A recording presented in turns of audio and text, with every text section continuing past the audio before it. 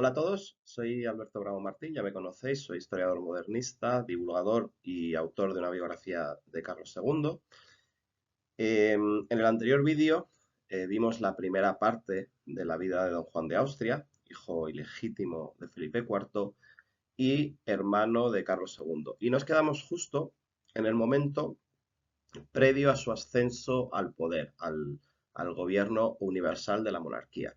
Así que lo retomamos ahí con esta segunda parte. Así que vamos a ello. Bien, habíamos comentado la semana pasada que, bueno, tras la mayoría de edad del rey, don Juan había intentado un segundo asalto al poder o un segundo golpe el mismo día del cumpleaños, del 14 cumpleaños de Carlos II, que sin embargo se había saldado nuevamente en derrota, puesto que la reina Mariana de Austria, la madre del rey, había convencido al adolescente Carlos II finalmente para decir a don Juan que se volviera, ¿no? O más bien que saliera de la corte, a pesar de que el propio Carlos II le había mandado llamar. Bien, la expulsión de don Juan implicó, como hemos dicho, su vuelta a Aragón, y también va a propiciar la salida momentánea de Madrid de este personaje que vemos aquí, de Fernando de Valenzuela, conocido como el Duende de Palacio. Bien, Fernando Valenzuela ya habíamos comentado anteriormente que gracias al favor de la reina, pues ¿no? había ido ascendiendo socialmente y por supuesto había ido ascendiendo también en su propio cursus honorum. Este humilde hidalgo, ¿no?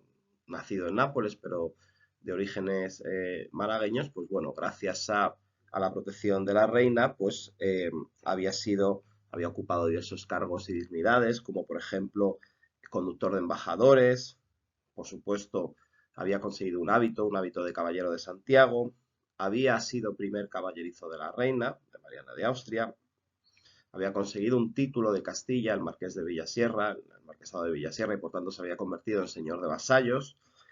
Eh, y finalmente, y bueno, había sido también consejero de Italia.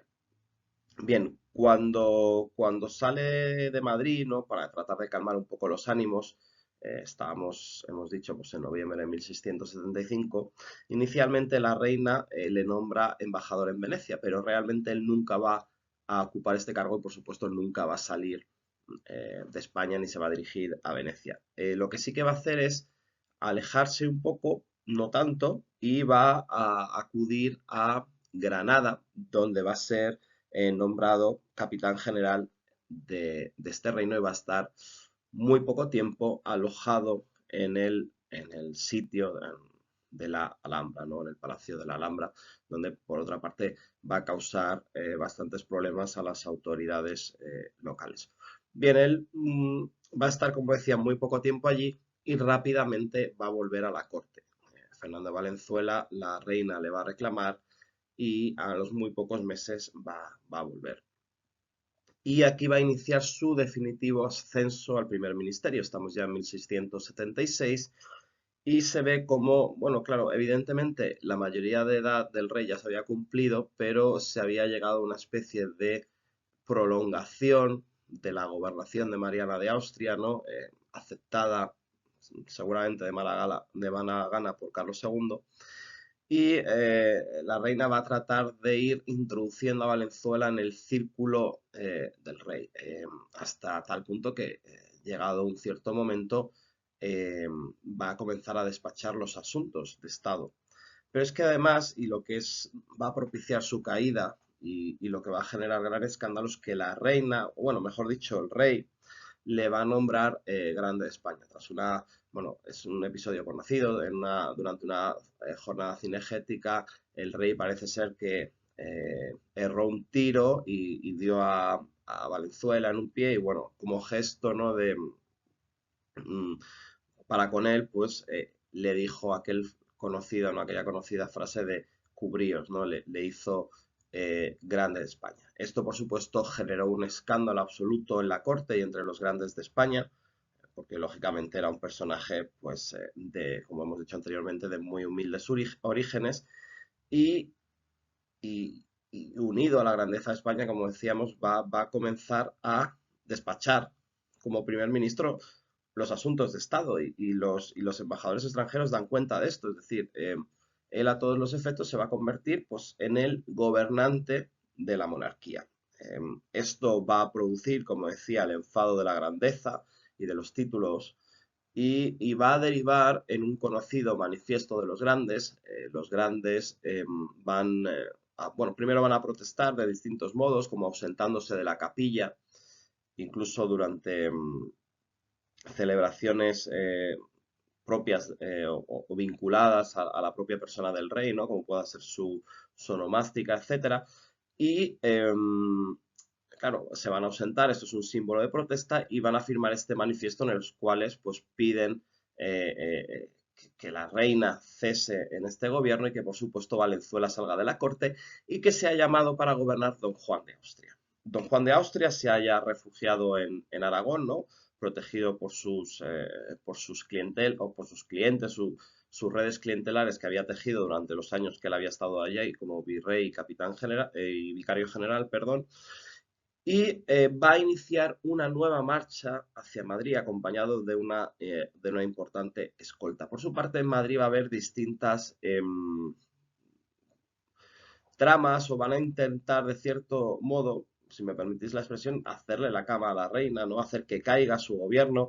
No solo don Juan, sino, por ejemplo, también los hermanos Aragón, Pedro de Aragón y Pascual de Aragón, y también la facción de los Aro Guzmán, el conde de Monterrey, es decir, uno de los hijos de Luis de Haro y por tanto vinculados al ya fallecido, obviamente, conde duque de Olivares. Bien, por hacerlo un poco más ligero, don Juan va a iniciar esa marcha finalmente hacia Madrid con una importantísima eh, pues, escolta militar, ¿no?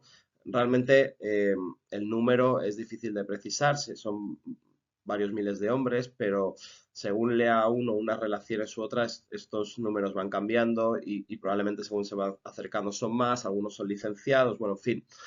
La tensión en la corte es máxima, eh, la reina pierde absolutamente el control, ya hemos dicho que los grandes se la han vuelto en contra. Hay que decir que el manifiesto de los grandes, curiosamente, no va a ser firmado por dos de los hombres que van a ser, por así decirlo, bueno, van a ser primeros ministros o validos, si lo queremos llamar, o que se van a encargar finalmente del gobierno, que son el duque de Medinaceli y el conde de Oropesa. Es decir, en un juego cortesano muy inteligente van a evitar posicionarse claramente de la parte de ninguno de los dos contendientes, es decir, ni de la parte de Mariana ni de la parte de Don Juan. Sea como fuere, decíamos, a finales del año 1676, ya en diciembre, la situación está completamente descontrolada. Valenzuela sale, trata de refugiarse en Sagrado, en el Escorial, acude al Escorial, pero allí va a ser sacado por tropas juanistas lideradas por el heredero del duque de Alba, por Antonio de Toledo, entre otros. Lo van a sacar pese a la oposición del prior del convento y saltándose, por lo tanto, ese derecho, ¿no?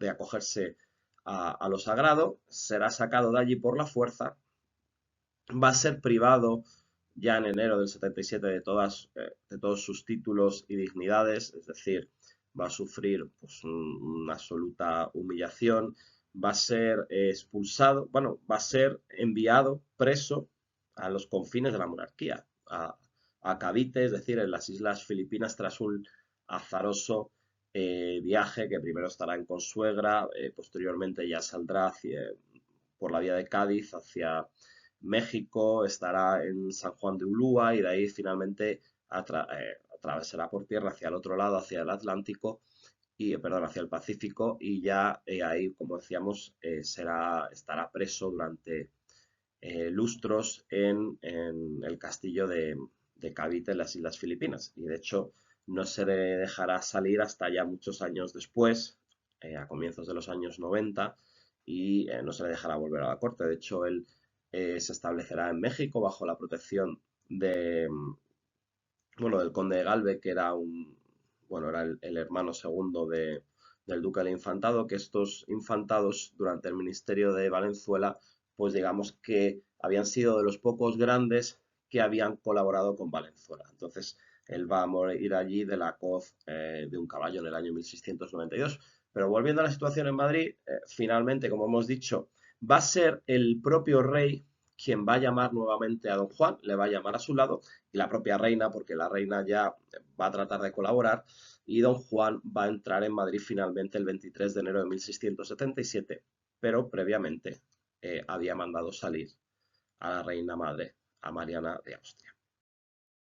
Bien, la llegada de don Juan, por supuesto, implica, ya hemos dicho, la salida de la persona que hasta aquel entonces había dirigido a la monarquía, que era Mariana de Austria. Va a pasar a alojarse en el Alcázar de Toledo y allí va a permanecer los siguientes 2 años, es decir, durante todo el gobierno de don Juan. Es interesante porque, eh, bueno, hay Carlos II en estos momentos, digamos que mm, no tiene muchas contemplaciones con su madre, es decir, se le critica por parte de su hermana, la reina de Francia, y por parte de las monjas de las Descalzas, más concretamente por Mariana de la Cruz, que es la hija del cardenal infante, pues estas dos señoras en su correspondencia critican que el rey pues no ha tenido ninguna contemplación con su madre y que al final ha salido, incluso, bueno, de malas maneras, ¿no? A pesar de ello, en estos 2 años posteriormente se va a normalizar la relación y el rey va a mantener una fluida correspondencia con su madre, de ida y vuelta, de Madrid a Toledo y de Toledo a Madrid.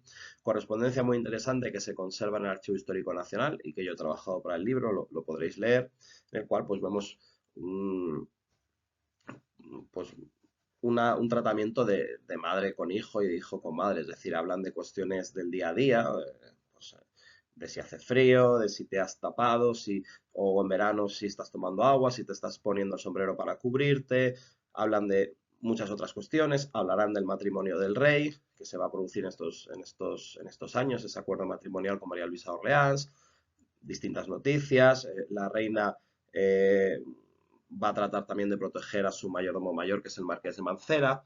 Interesante porque también en esta ida y vuelta de correspondencia va a ejercer de intermediario o de corredor de de esta correspondencia un personaje muy conocido seguramente por todos, que es Niccolò Pertusati o Nicolás Pertusato, el famoso enano que aparece en las Meninas dándole una patada al mastín. Bueno, pues este lombardo, que era una de las personas de confianza de la reina y un personaje muy apasionante, quizás un día podemos hacer un vídeo sobre él.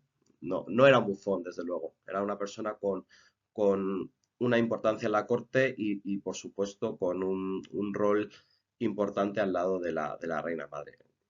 Niccolò Pertusati va a morir a comienzos del reinado de Felipe V, tiene una vida bastante larga. Bueno, don Juan, por supuesto, también va a llevar a cabo una purga absoluta en el gobierno, en la monarquía, en la corte. Van a salir personajes afines a la reina, como el 10º almirante de Castilla, Juan Gaspar Enríquez de Cabrera, que era el caballerizo mayor. Era el caballerizo mayor del rey. Van a salir, pues bueno, personajes de todo tipo. Se va a cambiar también al confesor real, que estaba muy vinculado a Valenzuela y se va a situar al padre Pedro Álvarez de Montenegro, eh, más afín a don Juan. Va a haber cambios en gobiernos y virreinatos, va a haber cambios en los consejos. Por ejemplo, Melchor de Rocafull, que es el presidente del Consejo de Aragón, va a ser cesado. Eh, Va a haber ceses, pues como decían virreinatos, por ejemplo, el príncipe de Parma va a ser cesado en Cataluña. En definitiva, don Juan no va a tener absolutamente ninguna contemplación y, por supuesto, va a colocar también a los suyos, ¿no? Como por ejemplo Juan Puente de Guevara, que lo va a situar en el Consejo de Castilla como gobernador. Bueno, lógicamente don Juan en este sentido sus primeras energías van a estar centradas precisamente en esto, en purgar, en limpiar y en tratar de rodearse de personajes afines. Curiosamente, personajes que a lo mejor habían tratado también de evitar a don Juan, aunque no de manera tan directa, como el duque de Medinaceli, va a permanecer el duque de Medinaceli, que es el sumiller de corte del rey, y que va a sustituir a don Juan como primer ministro, va a permanecer en la corte. Don Juan es hijo del rey, pero no olvidemos que los grandes son grandes, tienen unas redes parentelares y clientelares y unos vínculos muy estrechos entre todos ellos y uno no puede enfrentarse con los grandes. Medinaceli probablemente era la cabeza de una familia que era la más importante de Castilla en aquel entonces y no puede enfrentarse con él. Es decir, no puedes entrar en lucha directa con los grandes de España porque entonces te buscas la ruina. Con otros tendrá una buena relación, por ejemplo, con el duque de Alba, ya hemos dicho que su hijo será el que capture a Valenzuela, el duque de Alba lo hará presidente del Consejo de Italia. Bien, el gobierno de Don Juan, como todos sabéis, es un gobierno que ha pasado a la historia como un gobierno reformista. Fue un gobierno muy efímero porque empieza en enero de 1677 y acaba con la muerte de Don Juan el 17 de septiembre de 1679. Es decir, son apenas 2 años en los que no dio tiempo a hacer gran cosa, pero sí se iniciaron algunas acciones importantes. Don Juan va a convertirse en el gran sostenedor de la monarquía. Aquí vemos este grabado de Pedro de Villafranca que ilustra la obra de Ley Política y vemos a Don Juan, ¿no?, como ese Atlante sosteniendo la monarquía, al rey, ¿no?, con el rey Carlos II, ¿no?, con armadura, esa espada, símbolo de la justicia, ¿no? También vemos la corona, vemos la tiara papal, bueno, en definitiva, sosteniendo el peso de la monarquía. Eh, Don Juan estaba muy preocupado, ya lo había estado cuando en su primer golpe había tratado de que se crease la Junta de Alivios, bueno, pues del propio alivio de los vasallos, es decir, de reducciones fiscales, de racionalizar los impuestos, y va a ser un poco la lógica que él va siguiendo, pero también va a estar muy preocupado por la corrupción que existe en el gobierno. Pero no solo en el gobierno, sino también incluso la corrupción de las costumbres, de la moral.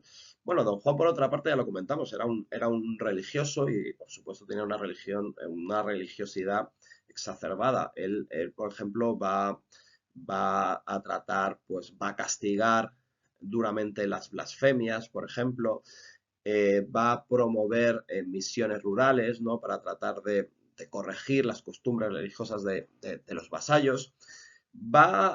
Hay otra serie de reformas que son esas más importantes para la historia, como va a ser, por ejemplo, la Junta de Comercio y la Junta de Moneda. La Junta de Comercio va a tener, entre otras finalidades, va a tratar de mejor, por así decirlo, de crear, de establecer, de mejorar la industria textil de Castilla, pero también en otros reinos de la monarquía, como por ejemplo Aragón, y para ello va a promover, por ejemplo, la llegada de artesanos del norte de Europa, especialmente flamencos, territorio que él conocía muy bien porque había sido gobernador.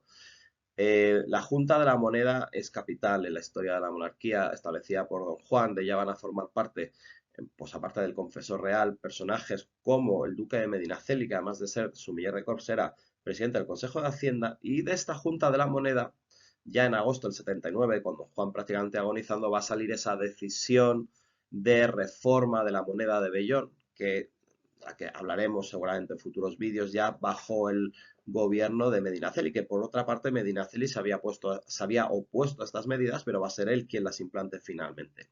Era claro que don Juan tenía claro, todos tenían claro que hacía falta reformar el sistema monetario de la monarquía y tratar de sacar pues esa moneda de vellón que estaba envenenando, ¿no?, el curso monetario y por supuesto estaba alterando el comercio.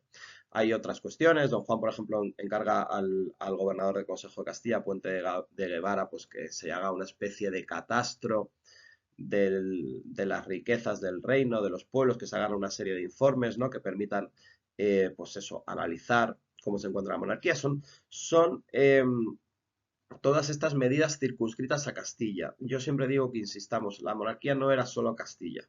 Castilla era un reino más de la monarquía. Es verdad que el rey reside en Castilla y siempre se tiende en la historiografía a hablar de Castilla y parece que se nos olvidan otras cuestiones. Don Juan tenía claro que la monarquía era más que Castilla, era un hombre de mundo, que había viajado, había gobernado en distintos territorios, ya lo hemos dicho, tenía distintas sensibilidades. Por ejemplo, él va a hacer recurso a la visita, es decir, básicamente la visita consiste en que se mandan a funcionarios reales para ver cómo están funcionando los gobiernos provinciales. En concreto, él manda visitas a Milán y a Nápoles, por ejemplo, pero también a las Indias, ¿no? Pues para escuchar a los vasallos bueno, tratar de reformar todo aquello que no se esté haciendo del modo justo.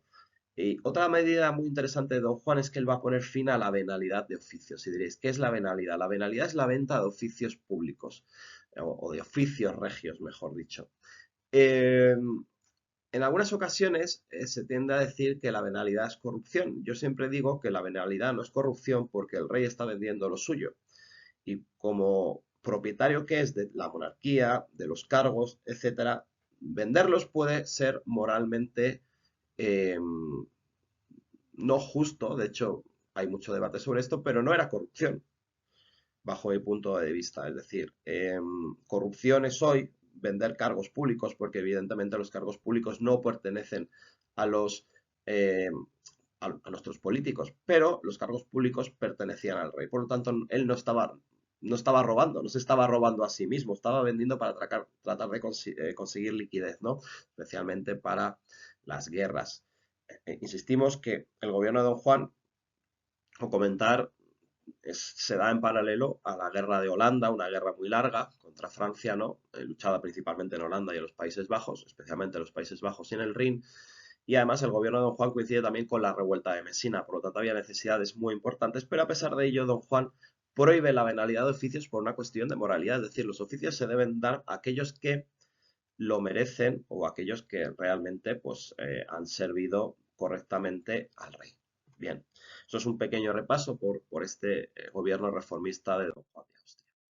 Otra de las medidas capitales del gobierno de Don Juan va a ser la decisión que va a tomar el rey, pero obviamente influido por Don Juan. No olvidemos siempre, como ya os comenté en otros vídeos, que el rey reina y gobierna, al menos teóricamente, y el rey, por recomendación de Don Juan, va a viajar a Aragón. Viaje muy importante, va a ser el viaje más largo que va a realizar Carlos II a lo largo de su vida.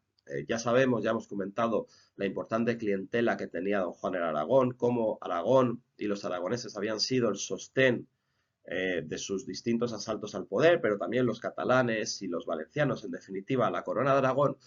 Y él prevé, organiza que Carlos II vaya a jurar y ser jurado a los distintos reinos de la corona de Aragón. Solo va a viajar a Aragón, pero estaba previsto que también viajase a Cataluña y a Valencia. No lo va a hacer, pues bueno, por cuestión de tiempo y principalmente porque Don Juan va a fallecer. Pero el viaje a Aragón sí va a tener lugar. Lo veis ahí del 21 de abril al 2 de junio de 1677, es decir, durante la primavera de aquel año. Veamos que Don Juan acaba de llegar al poder en enero de 1677, es decir, muy rápidamente decide que hay que ir a Aragón y que por supuesto hay que pagar a aquellos que le han ayudado a ascender al poder. Entonces, Carlos II, con Don Juan y toda la corte, inician este viaje, ¿no? Y llegarán finalmente a Zaragoza, donde el rey hará esa entrada pública a caballo de la que ya hablamos, porque por supuesto el rey montaba a caballo, será jurado en un estrado frente al aseo, ¿no? Jurará los fueros y será jurado rey, una ceremonia que debió ser bastante espectacular, un importante estrado con el rey entronizado, ¿no? Con el estoque y jurando realmente. Él le leía, ¿no?, el juramento y él decía, sí lo juro, ¿no? Bueno, perdón, Carlos II permanecerá varios meses, como hemos dicho ahí. Acudirá con su hermano de manera habitual, por ejemplo, al aseo y al pilar, a distintos monasterios. Bueno, Don Juan, por supuesto, mostrará magnanimidad hacia sus clientes y volarán títulos, concesiones de infanzón, ¿no?, que es el equivalente al hidalgo en Aragón, a la hidalguía, bueno, en fin, distintos cargos, etcétera. Por supuesto, Aragón, y bueno, y uno de los motivos principales, obviamente, porque se me ha olvidado decirlo, es abrir cortes, ¿no? Carlos II abre cortes, ¿no?, en Aragón, y en estas cortes pues va a ser unas cortes muy favorables donde se van a negociar distintas cuestiones como el acceso de los aragoneses al comercio indiano, la cesión de un puerto por parte del reino de Valencia al reino de Aragón para que el reino de Aragón tenga una salida al mar con la cual comerciar. bueno, unas cortes que el rey inaugura y en las cuales va a quedar finalmente presidiendo Pedro Aragón, que para ello tiene que ser naturalizado aragonés y va a quedar allí como encargado, ¿no?, y virrey de estas cortes. Bien, Carlos II y don Juan volverán, como decía, el 2 de junio de 1677. Pasarán camino de Madrid por Ágreda y allí podrán visitar el cuerpo incorrupto de Sor María Jesús de Ágreda, ¿no?, de la mística famosa, ¿no?, por sus bilocurizaciones, ¿no?, en las cuales ella se hacía presente en América y confesora que fue de su padre, ¿no?, de Felipe IV. Bien, don Juan, por tanto, es un primer ministro o es un valido. Es- a él se le refiere como ministro, pero a todos los efectos también es un valido. Yo en el libro, ya lo podréis leer, me refiero a los años del gobierno de don Juan como un valimiento de sangre, porque será su sangre, es decir, ser hermano del rey e hijo de Felipe IV, lo que le otorgue la legitimidad a efectos, ¿no?, de sus panegiristas y de él mismo para estar allí gobernando la monarquía. Y pongo ahí entre interrogación, ¿e infante? Bueno, ya hemos hablado en el anterior vídeo que don Juan no fue infante, fue reconocido por Felipe IV, pero no fue legitimado. Esto es importante. Reconocido, pero no legitimado. Muchas veces se lee en artículos, incluso de historiadores de un cierto prestigio, llamar a don Juan infante o, bueno, príncipe. Príncipe no es tan equivocado. Yo mismo le he llamado príncipe en algunas ocasiones porque así se le llamaba en muchas ocasiones, probablemente muy ligado al título que se le dio de generalísimo de la mar, que solía también transmutarse en príncipe de la mar. Bueno, el tratamiento principesco también tenía mucho que ver, ¿no?, con la propia sangre regia, no porque él fuese príncipe, sino se solía decir, ¿no?, de aquellas personas de sangre real, don Juan cualquiera, este príncipe. Eh, pero él no fue infante, importante, lo dicho, no fue legitimado. ¿Qué tratamiento le dio Felipe IV? Felipe IV le dio tratamiento cuando se le reconoce y se le pone casa de serenidad. Habitualmente se le escribía como serenidad, pero también fue cada vez más común llamarle Alteza. Y Alteza Serenísima, claro, Alteza estaba reservado para las personas legítimas, de sangre real, pero legítimas. Pero fue común, muy común, llamarle Alteza y Alteza Serenísima. Claro, la llegada de don Juan al poder y el estar al lado de su hermano va a generar unos problemas de etiqueta y de protocolos muy importantes, porque claro, él no es un infante, pero es un hijo del rey. ¿Dónde le colocamos? Bueno, Carlos II, ya en abril de 1677, va a, va a decidir, o más bien va a decir cómo tenía que manejarse, ¿no?, la cuestión precisamente complicada de la posición de su hermano respecto a, claro, porque primero estaba el rey, su madre, ¿no? Bueno, o sus hermanos en el caso que los tuviera, como en la época de Felipe IV, ¿no? Tras Felipe IV se situaban sus hermanos, el infante don Carlos, el infante don Fernando, y luego posteriormente pues iba la grandeza de España, ¿no? Entonces, Carlos II resuelve en abril de 1677 un tratamiento que a todos los efectos lo equipara con un infante. Entonces, él escribe, ¿no?, o informa al duque de Medinaceli que don Juan siempre tiene que ir delante suyo, por ejemplo, en el acceso, bueno, en el recorrido habitual que hacía desde su cámara hacia la capilla, la Real Capilla en Palacio, y, por ejemplo, define también la situación de don Juan en los actos religiosos, tanto en la propia capilla como en otras iglesias. Os lo voy a leer porque me parece interesante. Dice Carlos II en este Real Decreto suyo de abril del 77, que en la capilla y en otras concurrencias en iglesias donde hubiere cortina, se refiere a la cortina del rey, en los actos religiosos el rey estaba tras una cortina, se ponga a don Juan silla de brazos inmediatamente entre ella y el asiento del mayordomo mayor, es decir, de su mayordomo mayor, poniéndole delante de la silla una almohada para arrodillarse, y en las iglesias donde no se haya cortina, pondrá a don Juan en el paño en el que esté mi sitial, una almohada distante un paso atrás y otro al lado de mi persona. Es decir, don Juan se va a situar justo detrás del rey o justo al lado del rey y antes de los grandes. Es decir, va a ser más que un grande de España, a pesar de ser un hijo ilegítimo. Hay otras reglamentaciones, podréis leerla en el libro, hay otras en otras circunstancias, como por ejemplo las fiestas de toros, etcétera, pero el resumen es que Don Juan se va a convertir a efectos de etiqueta, pues, en un infante de España, sin serlo, insistimos. Con esto vamos a ir acabando o acabamos ya. Hemos hablado ¿no? de las purgas de Don Juan, de su llegada al poder, hemos hablado brevemente de sus reformas, que él no pudo completar, pero muchas de las cuales siguieron adelante, como la cuestión de la moneda, por supuesto la Junta de Comercio también, el recurso a las visitas va a ser frenado por Medinaceli, pero va a haber más visitas en el futuro. Eh, Hemos hablado bueno, de su posición, ¿no? Como hijo natural de un rey, como hermano, bueno, hijo ilegítimo de un rey, como hermano del rey. Importante decir que don Juan era hermano del rey y Carlos II le trataba de hermano, decía don Juan mi hermano, porque esto es otra cosa que habitualmente se suele decir, hermanastro. Bueno, don Juan no era hermanastro, el hermanastro es el hijo de la pareja de tu padre o de tu madre en un segundo matrimonio, ¿no? Pero que no tiene vínculos de sangre contigo. Don Juan era hermano de sangre del rey. En todo caso, se le puede llamar medio hermano. Bien, don Juan, como decíamos, va a morir el 17 de septiembre de 1679. Mm, el rey Carlos II no va a acudir siquiera a verle a su lecho de muerte. Realmente los médicos le recomiendan que no vaya para tratar de que no se contagie de esta enfermedad que él tiene. ¿Qué enfermedad tuvo? Realmente no lo sabemos. Se habla que don Juan trabajaba horas y horas y horas y horas al día. En esto se parecía mucho al conde duque de Olivares.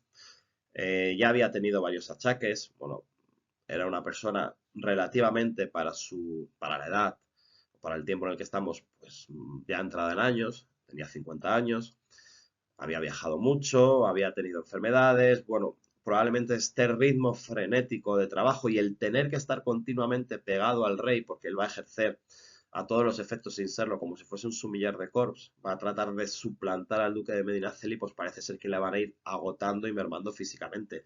Apenas dormía, despachaba continuamente y tenía que acompañar al rey en todo aquello que hicieran, viajes, salidas o jornadas a los reales sitios, jornadas de caza, acudir a los actos religiosos. Bueno, Carlos II era muy joven, tenía mucha energía, a pesar de lo que se suele decir, pero don Juan ya no tenía esta energía y parece ser que este agotamiento finalmente le va a llevar al lecho de muerte, estará agonizando pues unos cuantos días y finalmente pues morirá, como decíamos, sin que el rey le vaya a visitar el 17 de septiembre de 1679.